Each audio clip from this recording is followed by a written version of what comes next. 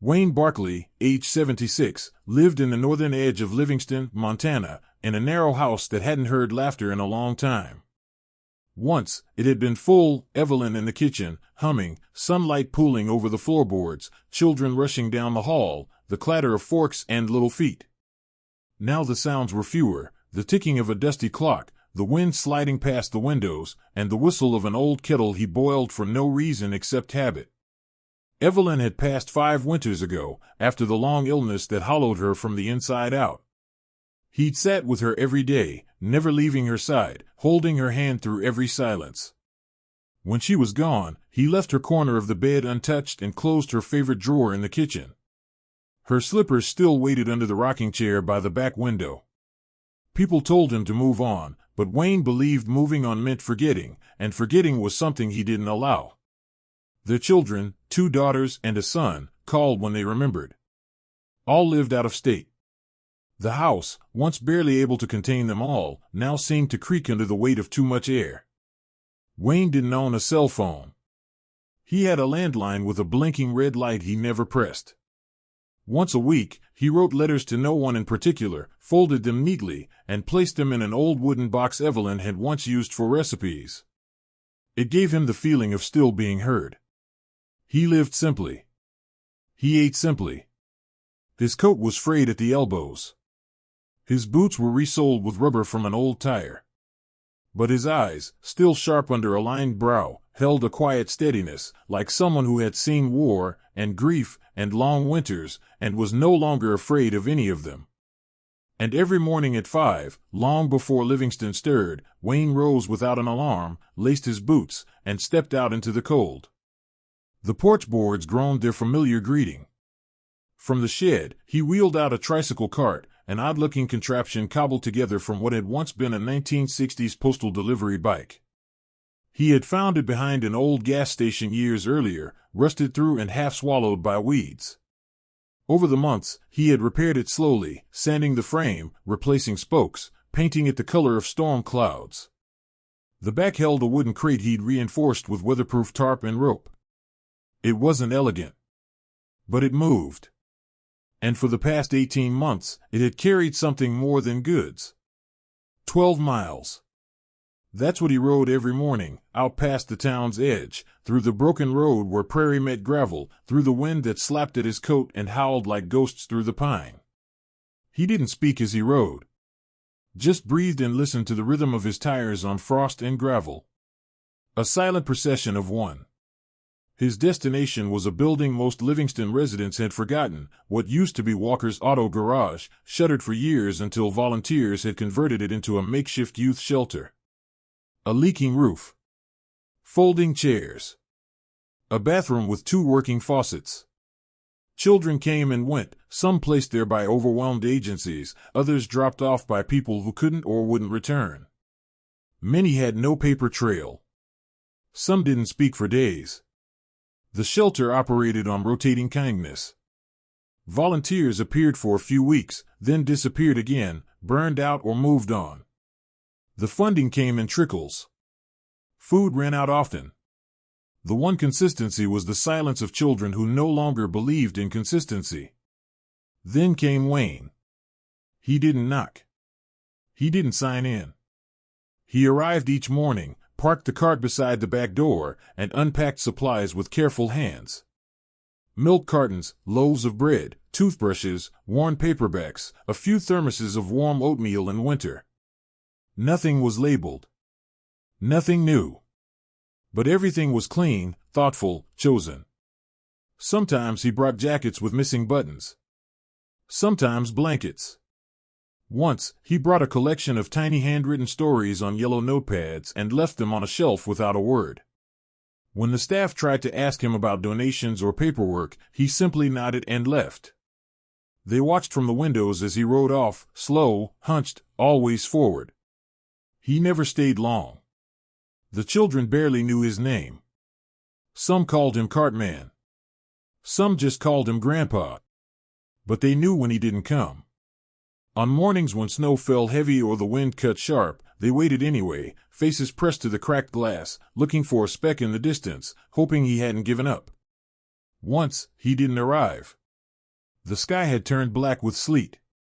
The roads were nearly impassable. The shelter's manager, a tired woman named Sonia, assumed he'd finally stayed home. But just as they started breakfast with powdered eggs and tap water, a knock came at the back door. There he stood, soaked to the bone, arm in a sling, and a busted thermos dangling from his cart. He had fallen that morning, ice and old bones making a cruel pair. But he'd still come. He said nothing. Just smiled faintly and reached for the crate. Later that week, someone captured a video of him pedaling through the snow. It was grainy and brief, only 8 seconds, but enough to show a bent man pushing through wind, his cart packed high with bags.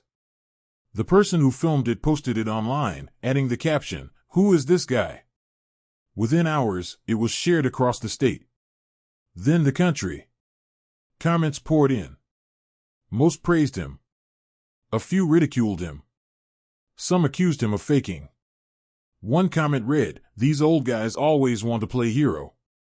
Probably lying about being a vet." Another added, "If he's got no family, there's a reason." Wayne never saw any of it. He had no computer. No phone. The last television he'd owned, he sold at a garage sale to buy winter boots for the kids. When people in town asked about the video, he'd shrug. If anyone stopped him to ask questions, he'd nod politely, thank them, and pedal on. He didn't help for applause. He helped because the silence in his own house had grown too loud. Because once, long ago, someone had done the same for him. And maybe because he knew, better than most, what it meant to wake up with nothing and still try to be useful. Each morning, as he rode down the long frozen road, the wind pressed against him like resistance itself. But his knees pushed on, steady, unhurried, silent. Just a man and a cart. Heading toward children who needed someone to arrive. Every time. Without fail. The moment that changed everything began with an apple. Wayne had been at the corner grocery, halfway through a quiet Sunday morning that smelled faintly of wood smoke and early frost. He stood by the produce shelf, comparing prices with careful eyes, when a sound caught his attention. Not a voice, just the soft jingle of coins dropping onto the counter. A boy. Maybe 8. Small frame, hollow cheeks, shirt sleeves too short. He placed a green apple on the register and emptied his pocket with both hands. Nickels. Pennies. A button. The cashier looked down, uncertain, then up, meeting Wayne's gaze for just a moment. Wayne stepped forward. But the boy shook his head. Pride, sharp and too familiar, flashed across his face. He gathered the coins and whispered, "It's okay," then turned and walked away, leaving the apple behind. Wayne stared at the fruit. A simple thing, ordinary, bruised on one side. But it stayed with him, lingering in his mind like the chill in his bones. That evening, he went home and unplugged the television. It was old, a gift from Evelyn in the early 2000s. He carried it out to the curb, posted a handwritten sign, "Free," and left it there. The next day, he canceled the newspaper.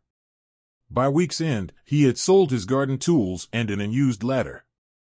Everything extra became funds. Not for himself, but for others. He began budgeting his pension with military precision. Every dollar was accounted for. Every dime stretched. On paper, it didn't make sense how a man with so little could provide so much. But Wayne had learned long ago, there's a difference between what we want and what others need. He started buying food in bulk. Thrift store jackets. Dollar store notebooks. He wrote small notes on torn index cards, little messages of encouragement, some quotes from Evelyn's favorite books, and tucked them into the pages of donated paperbacks. Each morning, the contents of his cart grew.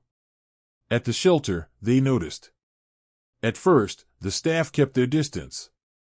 Kindness like his was rare, and often not what it seemed.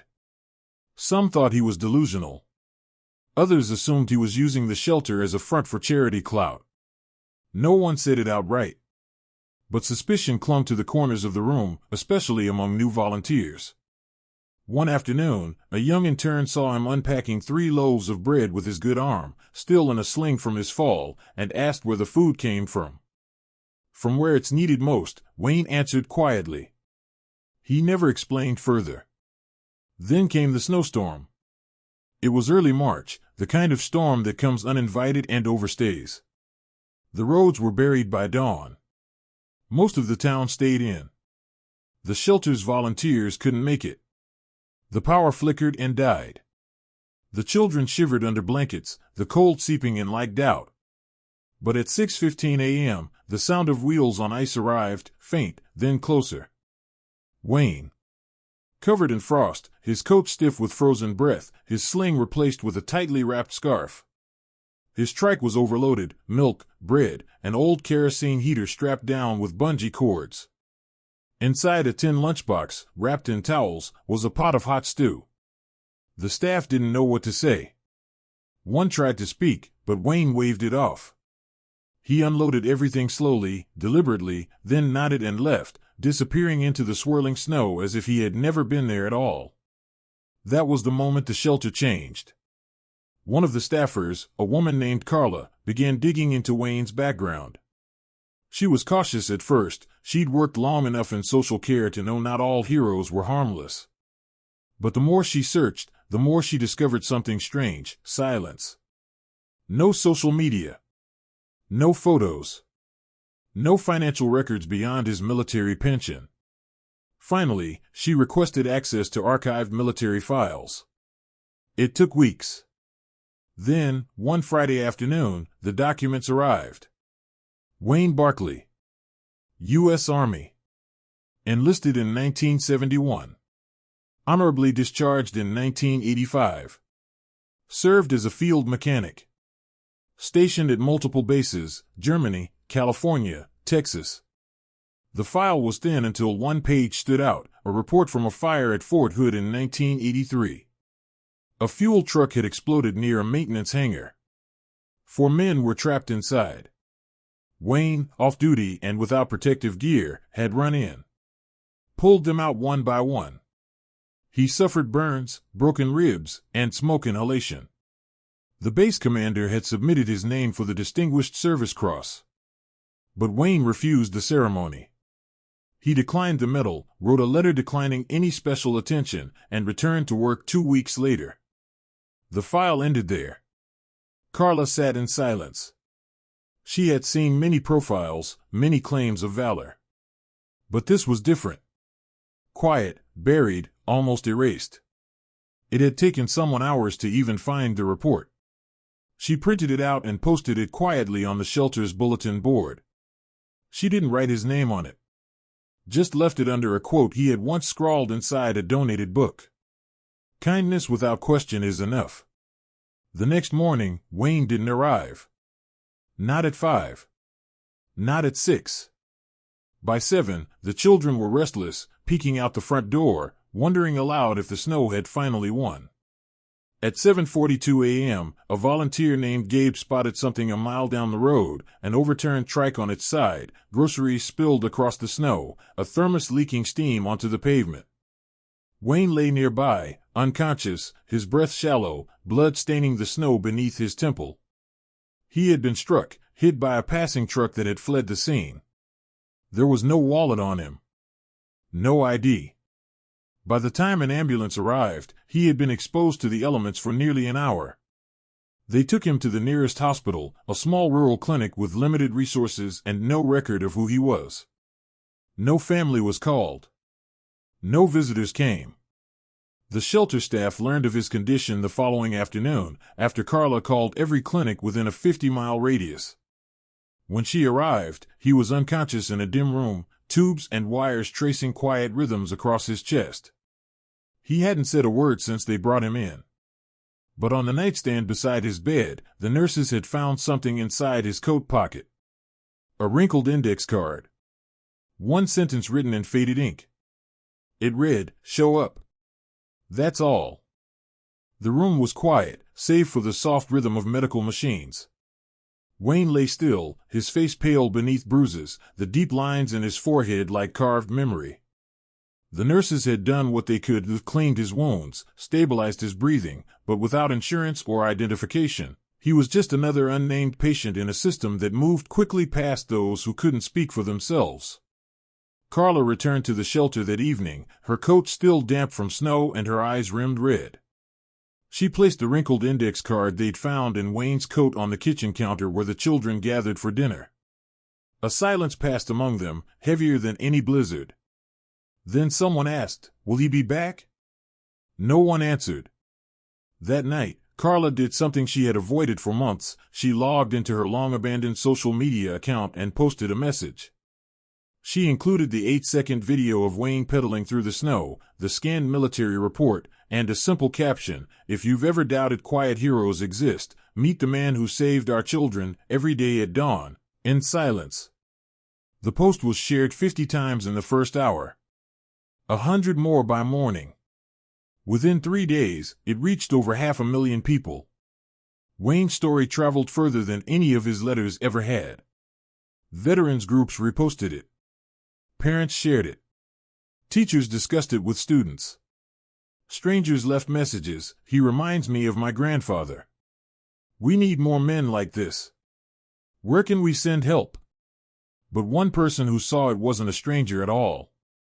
On the third day, in a quiet room of the White House residence, the president's daughter, home from university on winter break, was scrolling through her phone when the video caught her eye. She watched it twice. Then a third time. The story reminded her of her late uncle, a Vietnam vet who had never spoken of what he'd seen. She shared the video with her father that evening. He watched it standing, arms crossed, in silence. The next morning, a helicopter landed on the frozen lot outside the rural Montana hospital. Hospital staff rushed to the windows, shielding their eyes. In stepped 2 Secret Service agents and a man in a long gray coat. They moved directly toward Wayne's room, escorted by stunned administrators. By noon, Wayne was airlifted to a private medical facility outside Washington, D.C., his care fully covered. No one in the hospital quite understood how or why, only that the president had given a direct order. The national media arrived soon after. News anchors read excerpts from the military report that had been buried for 40 years. Interviews were requested. Profiles were written. Veterans from across the country submitted letters of thanks. In a nationally televised address that Sunday, the president stood behind the presidential seal, the flag draped behind him, and paused longer than usual before speaking. Today I want to talk about the kind of service that doesn't get headlines. The kind that happens in silence. The kind that begins at 5 in the morning, on an old tricycle, in a forgotten town. Wayne Barkley is a veteran. A mechanic. A widower. But most importantly, he is a man who understood what it meant to simply show up. Every single day. Without needing recognition. Without asking for applause. He fed our children. He clothed them. He gave them what our systems couldn't, and what many of us forgot to. The president turned a page. And so today, with the full authority of this office, I am declaring a new national observance, one not of celebration, but of reflection. November 12th will now be known as the Day of the Quiet Hero. The crowd in the press room fell still. This day will honor those among us who serve not with speeches, but with presence. Not with parades, but with compassion. To remind us that true service is often unnoticed, and all the more sacred for it. The president then held up a photograph, a grainy still of Wayne, hunched over his trike, snow falling all around. The image was printed the next morning on the front page of nearly every major newspaper in the country. But Wayne never saw it. He remained unconscious, his body still healing. The noise of the world swirled around him, but he lay in the eye of it, quiet, still, waiting. At the shelter, things were different now. The crates Wayne once packed now arrived from across the country, boxes of jackets, food, books, handmade cards. Veterans groups sent volunteers. A local lumber company offered to fix the leaky roof. The community, long asleep to the shelter's needs, suddenly awoke. Carla stood by the bulletin board each evening, reading new letters out loud to the children. Most didn't fully grasp the attention, but they listened carefully. To them, Wayne wasn't a national figure. He was the man who brought warm oatmeal and whispered "stay warm" without moving his lips. And in the quiet, their world had shifted. Then, after 17 days, Wayne opened his eyes. The nurse at his bedside gasped. She called for help, and soon the room filled. Carla arrived just before the doctors, her coat still streaked with snow, her hands trembling as she stepped closer. Wayne blinked slowly, the light overhead harsh. His voice was no more than a breath. "Cart." "You're safe," Carla whispered, tears threatening. "You're home." Wayne said nothing more. But as the machines beeped steadily behind him, Carla reached into her coat pocket and placed something in his hand. It was the wrinkled index card they had found. His fingers closed around it. That night, nurses found him awake, gazing out the hospital window, watching snow fall again. Wayne returned to Livingston under gray skies. No motorcade. No press. Just a quiet arrival in the back seat of a borrowed sedan, a fleece blanket folded neatly over his knees, and the smell of wood smoke in the distance. He had asked for no announcements. The hospital respected his wish. But the town knew anyway. Not through news alerts or official statements, but through something simpler. Milk cartons. The morning Wayne returned, the children at the shelter were waiting outside in the cold. 38 of them, coats zipped, hands shaking slightly, each holding a single milk carton like a candle at vigil. No one had told them to do it. No one planned it.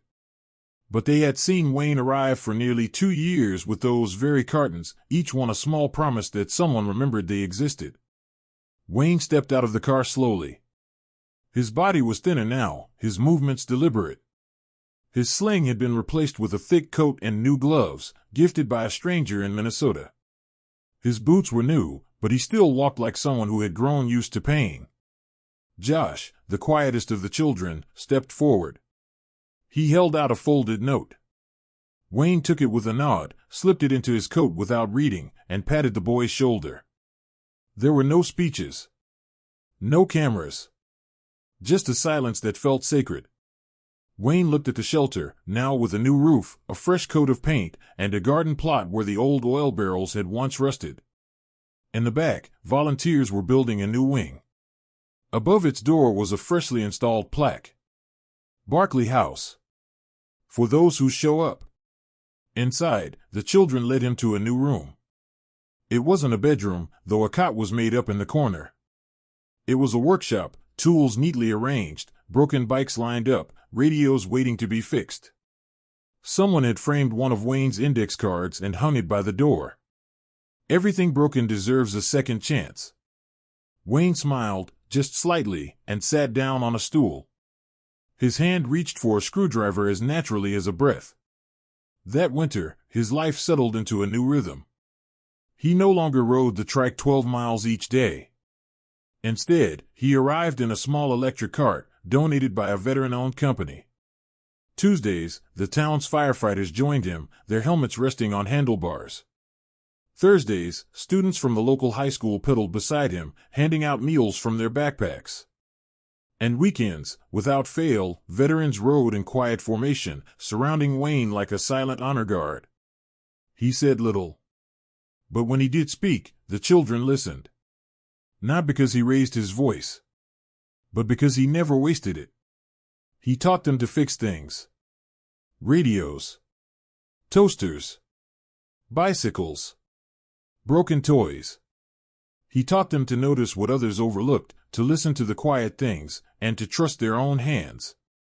More than anything, he taught them that care doesn't have to come with a reason. By spring, the shelter's art wall had filled with drawings, almost all of them featuring the trike. Some were crude, others detailed. In each one, Wayne was at the center, his hands always full. On his 77th birthday, Wayne received 647 cards. He didn't keep them. Instead, he handed them to the children with a simple request: make something with them. 2 weeks later, the shelter's lobby unveiled a paper sculpture, taller than a man, shaped like Wayne's cart, wheels made from layers of colored paper, each card folded into a story. At the base of the sculpture was a letter. It wasn't signed. But the handwriting was familiar, firm, deliberate. We waited for you every morning, not just for the food. You made us feel like someone still believed we were worth the trip. Wayne read it only once. He didn't need to read it again. At home, nothing changed. His house remained modest. His kitchen still had Evelyn's slippers tucked under the chair. The only addition was a single frame on the wall, containing a photo of the shelter children beside the cart, a copy of the president's letter, and Josh's note. He kept no medals. No awards. Not even the national holiday named after him could coax him to a podium. He declined interviews. Avoided speeches. But every morning, before sunrise, he rose. And he showed up. Even if only to fix a jammed zipper or pour oatmeal or change the batteries in a flashlight. His presence became the lesson. His routine became the legacy. And the town, once forgetful, remembered. Local businesses began hiring from the shelter. Teachers built lesson plans around service and kindness. Every November 12th, Livingston held a quiet parade, not with floats, but with people walking in silence, pushing carts filled with donated goods, stopping at homes that had once been invisible. It became a day not of noise, but of intention. No grand gestures. No applause. Just footsteps. And milk cartons. And quiet. Because in the end, Wayne Barkley proved something the world needed to remember.